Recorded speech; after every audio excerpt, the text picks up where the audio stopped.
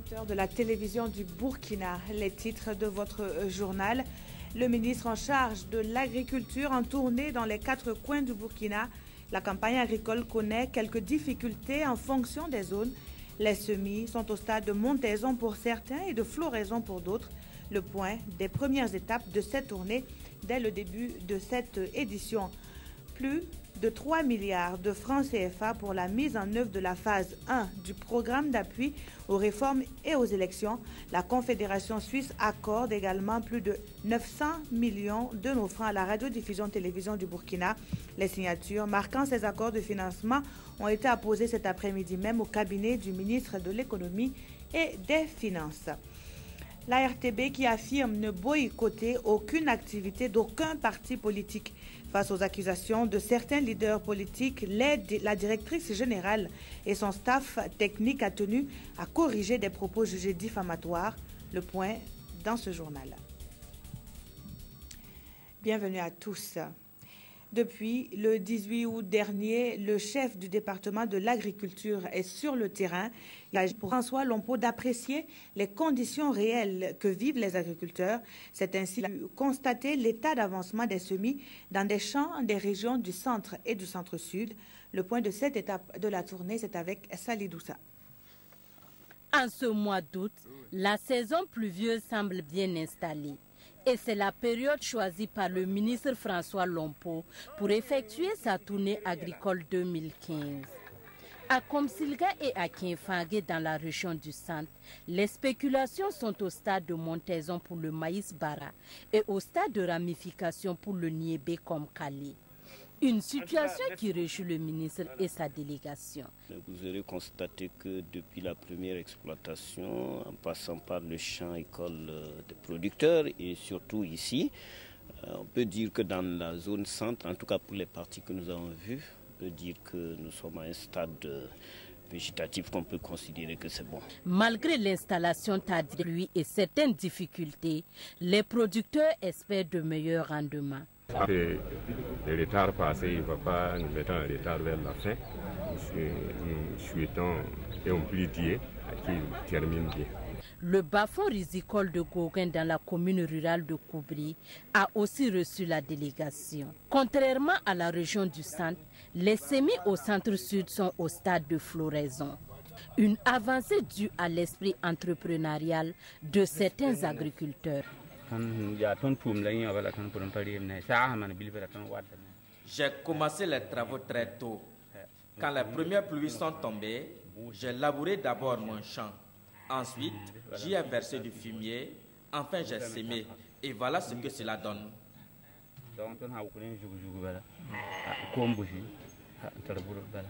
Dans toutes ces exploitations visitées, les préoccupations sont les mêmes.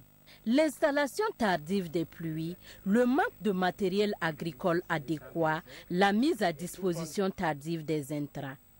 Donc nous allons travailler à améliorer le système d'approvisionnement en intrants et en matériel agricole parce que nous avons cette initiative de la centrale d'achat. On appelle ça Caïma, centrale d'achat des intrants et du matériel agricole, pour que au moins les gens puissent avoir dès le mois de peut-être mars ou même avril. En attendant, les pluies de ces derniers jours donnent une lueur d'espoir aux paysans. Le souhait de tous est de voir la campagne agricole terminée dans de meilleures conditions. Et puis, ce communiqué avant de poursuivre à l'occasion de la cérémonie solennelle de la signature du pacte de bonne conduite placé sous le patronage de son Excellence, Monsieur le Président de la Transition, Président du FASO et Président du Conseil des ministres. La Direction générale du protocole d'État convie les personnalités invitées dans la salle de conférence de Ouagadougou demain, vendredi 21 août 2015, à partir de 8 h, l'heure limite d'arrivée étant fixée à 9h30. 2 accords de financement ont été signés cet après-midi à Ouagadougou. Le premier entre la coopération suisse et l'État burkinabé et va servir à appuyer le processus électoral.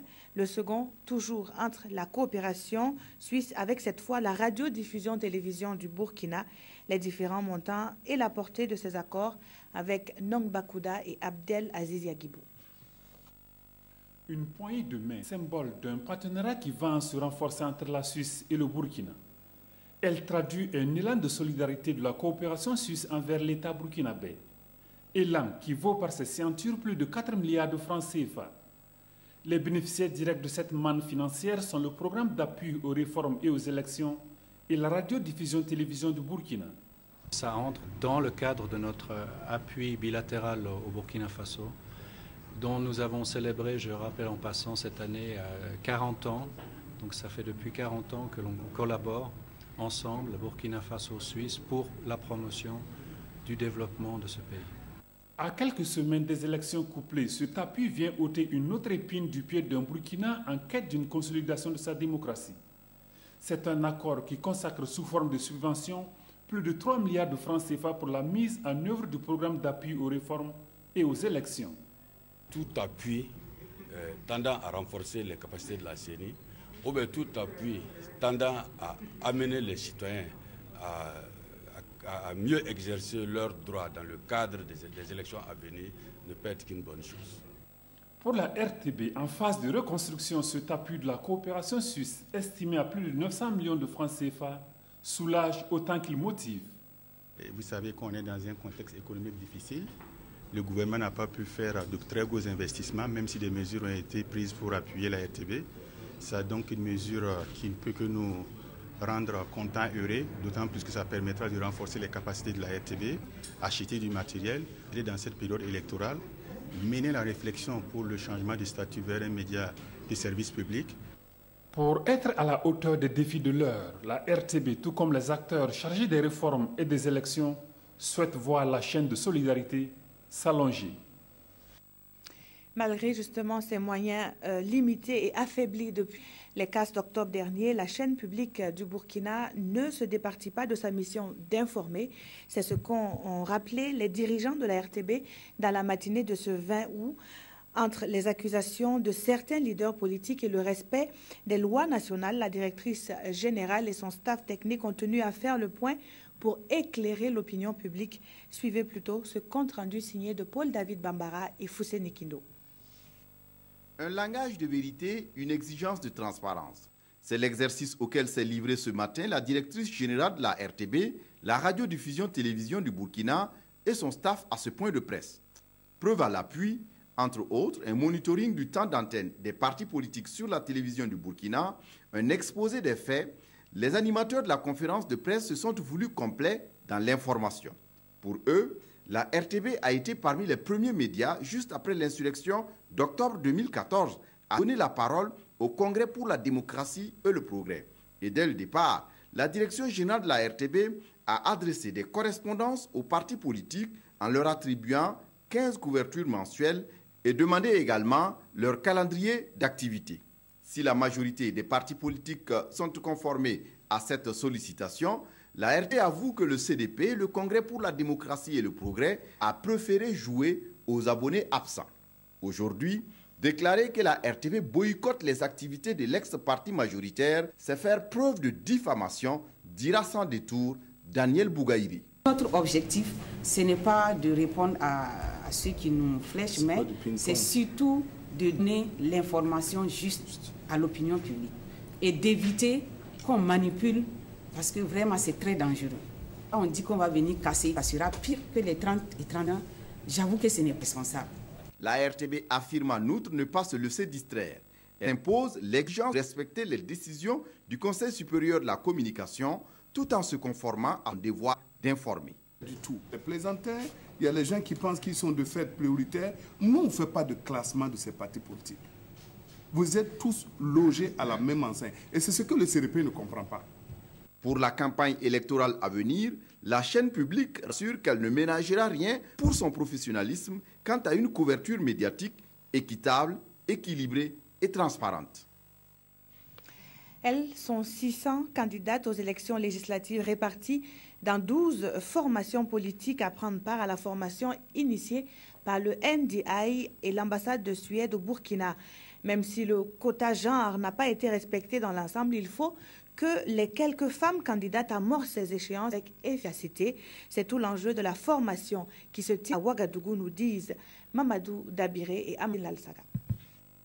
C'est le début d'une série de formations au profit des candidates aux législatives 2015. Elles sont au total 600 candidates d'une dizaine de partis politiques à bénéficier de la présente formation axée sur la préparation et la conduite d'une campagne électorale. L'initiative est du NDI avec l'appui financier de l'ambassade de Suède à hauteur de plus de 300 millions de francs CFA. Nous sommes à quelques mois des élections et le NDI, évidemment avec l'apport de la Suède, a mis en place un programme global. Cette formation particulière pour les candidates, qu'elles échangent entre elles sur les défis qu'elles vont relever, sur les opportunités de proposer des solutions qu'elles ont pour les problèmes des Burkinabés. Pour ces législatives, 2074 femmes sont candidates sur un total de plus de 6900, soit un taux de 29%. Ce taux est en deçà du quota espéré qui est de 30%. Elles ont très bien compris, les femmes, qu'il faut continuer ce travail. Les partis eux-mêmes sont conscients de cette importance et ils doivent y travailler avant les élections et non à la veille des élections. En plus de Ouagadougou, 5 autres villes du Burkina seront touchées. À travers cette série de formations, le NDI souhaite une participation efficace des femmes aux échéances électorales. Eux aussi se positionnent pour faire face aux campagnes à venir. Les députés membres des partis de l'ex-chef de file de l'opposition politique, communication politique et programmation d'intervention médiatique aux élections sont au programme de la formation qui s'est déroulée à Léo dans la Sicile. Le point avec Kwame Bama et Nathalie Savadogo. Deux communicateurs bien connus des acteurs politiques et du monde des médias ont animé l'atelier de formation des membres du groupe parlementaire LDJ, Liberté, Démocratie, Justice.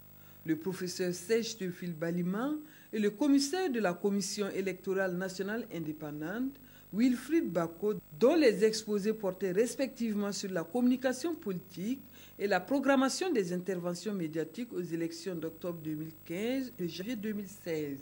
Il est conseillé encore aux acteurs politiques de voir dans quelle mesure les deux campagnes pourront donc être menées sur les 3 semaines afin donc d'établir une sorte d'équité pour tous les candidats aux élections. Les communications ont permis aux députés de la transition d'approfondir leurs connaissances pour plus d'efficacité. Il y a eu quelques astuces que le communicateur m'a montrées, notamment comment vaincre le trac lors d'un discours.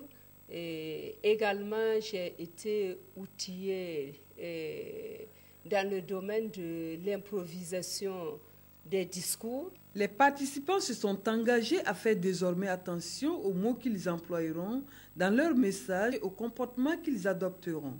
Car, de par leur fonction, ils seront appelés à être au devant de la scène dans les échanges avec la foule ou à travers les masses médias.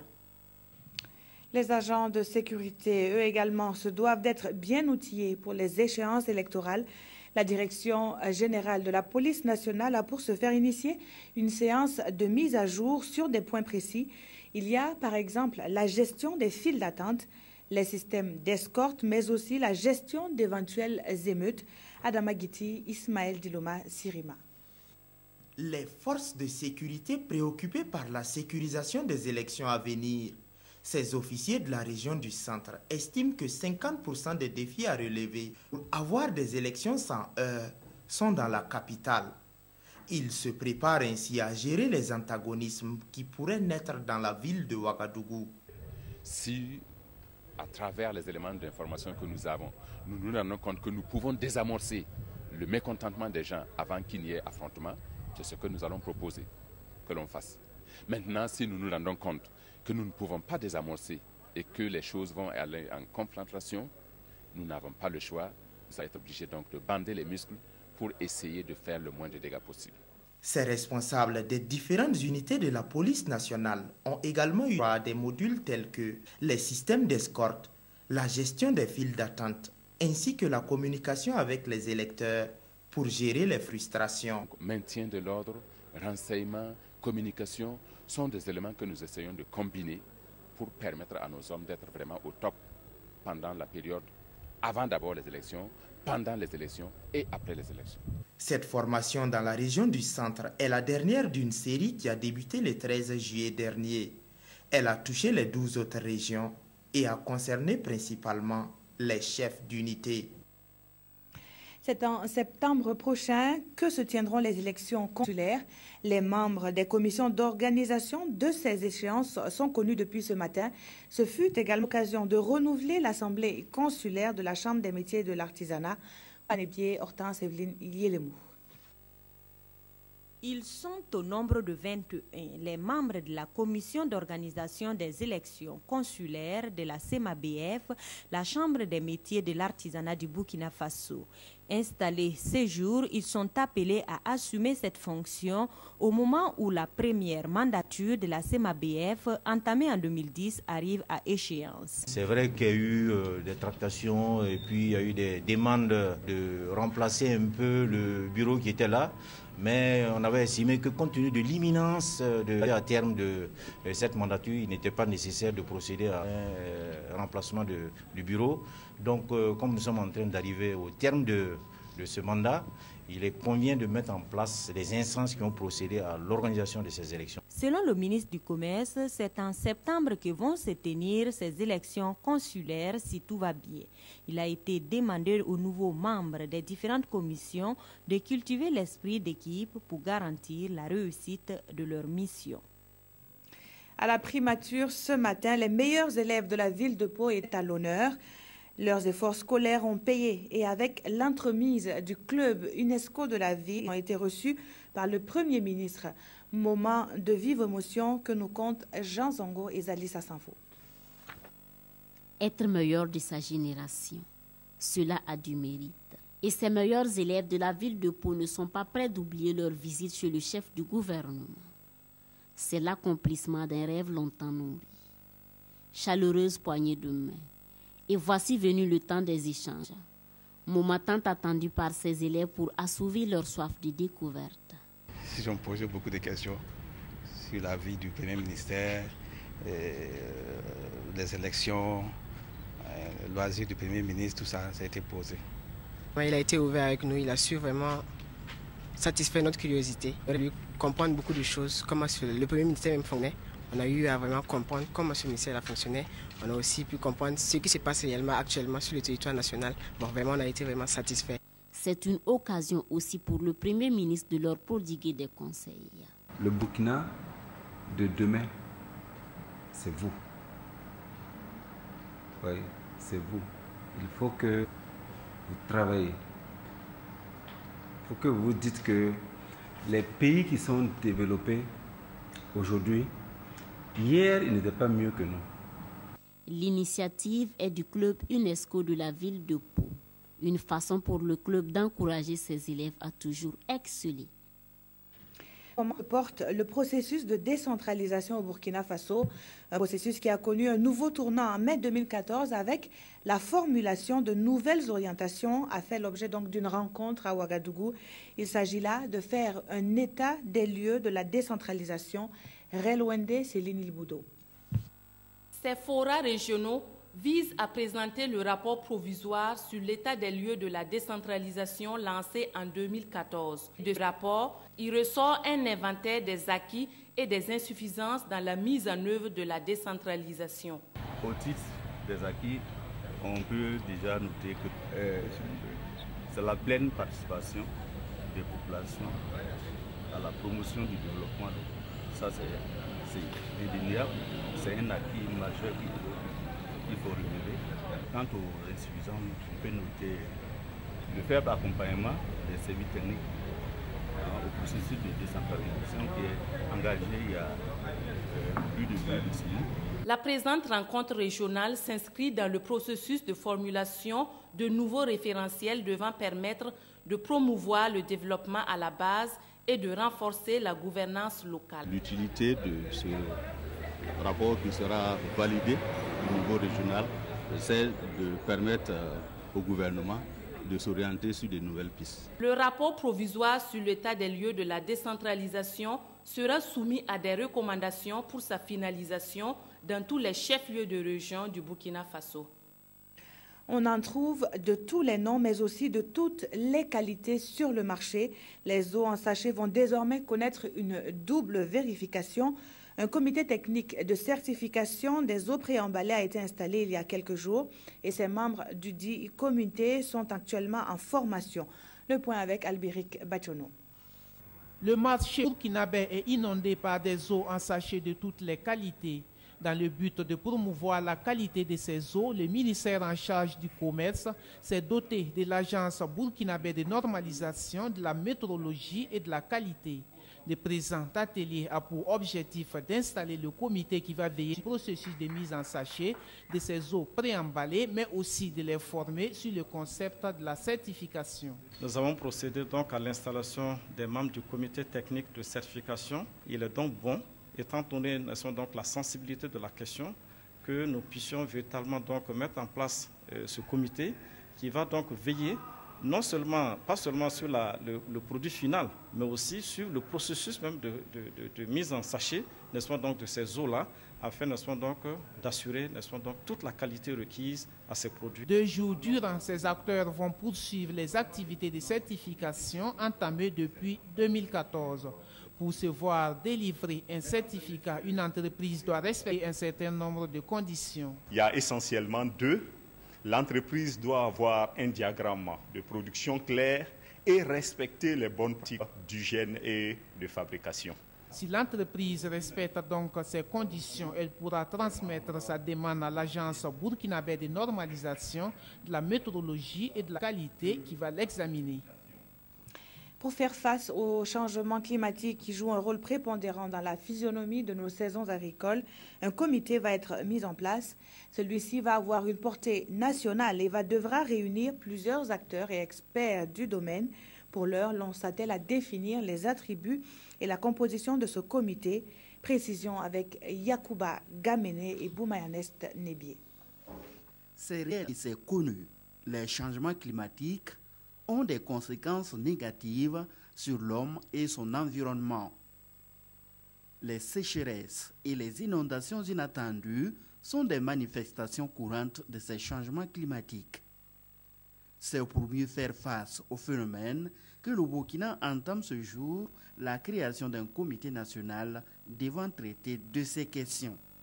À quelques semaines, j'allais dire, de la 21e conférence de Paris, c'est déjà un atout pour le pays que d'avoir un comité national. Et c'est dans ça donc que la réflexion est en train de se mener. Pour cette réflexion, nous avons réuni vraiment tous les acteurs, les départements ministériels, les organisations de la société civile, les structures décentralisées pour réfléchir ensemble et trouver quelque chose qui puisse être consensuel, accepté de tous et qui puisse être fonctionnel dans les meilleurs délais. Au cours de cet atelier, la réflexion va se focaliser autour de la composition et des attributions de ce comité national sur les changements climatiques. Des dispositions seront également prises pour l'animation permanente du comité. Connu pour sa production en anacarde, c'est là qu'a été lancé un nouveau concept pour booster davantage la filière au Burkina. Plus de 75 millions de francs CFA ont ainsi été mobilisés pour soutenir le renforcement des capacités des acteurs de la chaîne. Le point avec Drissa Traoré et Awa Ouedraogo. Ces acteurs de la filière anacarde s'approprient le contenu du nouveau projet dénommé « Renforcement des capacités des acteurs de la chaîne de valeur anacarde de l'Afrique de l'Ouest ». C'est un projet financé par CORAF et ZZ à plus de 75 millions de francs CFA. Le renforcement des capacités concerne un peu les bonnes pratiques, l'organisation des producteurs, également l'amélioration du matériel végétal qui est un élément important dans l'amélioration de la productivité de l'anacarde. Actuellement, le rendement donc de cette espèce est faible par rapport vraiment aux étendues de vergers que nous avons. Prévu pour durer 3 ans, ce projet promet un avenir meilleur à la filière anacarde au Burkina Faso. Vu ce projet-là, je crois que nous allons améliorer surtout les arbres et leur rendement. Nous aurons un bon rendement. Et tous ceux qui sont producteurs d'anacarde, en tout cas, se donnent au travail. Le dit projet est régional. Il regroupe 5 pays que sont le Ghana, le Sénégal, la Côte d'Ivoire, le Bénin et le Burkina Faso. Suite à l'accident survenu dans la matinée d'hier sur l'axe Fada-Matiakwali, une délégation du consulat nigérien résidant à Ouagadougou s'est déportée sur les lieux du drame. Le car qui s'est renversé dans le village de Bersaga revenait d'Abidjan en direction de Niamey avec une quarantaine de personnes. Le bilan dit 11 morts et 39 blessés pris en charge au CHR de Fada. Les passagers étaient de nationalité nigérienne, ghanéenne, togolaise et ivoirienne. Un autre groupe musical qui se disloque, nous revenons au Burkina, mais eux rassurent que ce n'est pas pour toujours. 6B et LG demeurent, mais chacun évolue parallèlement en solo. Seydou Cissé ou 6B a d'ailleurs convié la presse pour la présentation de son premier baptisé Hommage au griot. Présentation donc avec Mokhtar Ouedraogo et Harouna Mari.